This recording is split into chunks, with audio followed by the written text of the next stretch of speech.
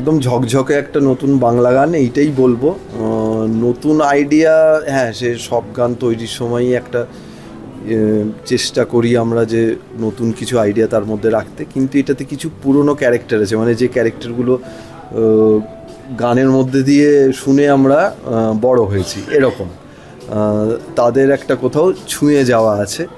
বাবুল আর আমি একসাথে এই গানটা বসে বসে সুর করেছি, আমরা অনেকবার বসেছি। আর গান লিখেছে সোমরাজ, আমাদের ছোট ভাই। ও প্রচুর সময় দিয়েছে, আমরা ঘন্টার পর ঘন্টা, দিনের পর দিন, মাসের পর মাস একটা গান তৈরি করে বসেছি। হয়তো মাঝখানে অনেক গ্যাপ পড়তো, কিন্তু যেহেতু এখন আর এরকমভাবে বসে গান বানানোর চলটা উঠে গেছে, এটা একটা সময় ছিল, সেইটাকে আমরা আবার ফিরিয়ে আনতে চেয়েছিলাম। আর এর মধ্যে আমাদের সঙ্গে যোগ দিয়েছিল আমাদের বন্ধু উপল। উপল ও যেমন একজন সঙ্গীত শিল্পী, সেরকমই একজন অঙ্কন শিল্পী, অসাধারণ ছবি আঁকে। তা ও সমস্ত কার্টুন এঁকে আমাদের এই মিউজিক ভিডিওটাকে সমৃদ্ধ করেছে। খুব জন্মনে একটা মিউজিক ভিডিও। আর সেই ভিডিওটাতে স্পেশাল অ্যাট্রাকশন আছে তিনজন। সেটা হচ্ছে বাবুলের অর্ধাঙ্গিনী, ও প্রথমবার ক্যামেরার সামনে দাঁড়ালো।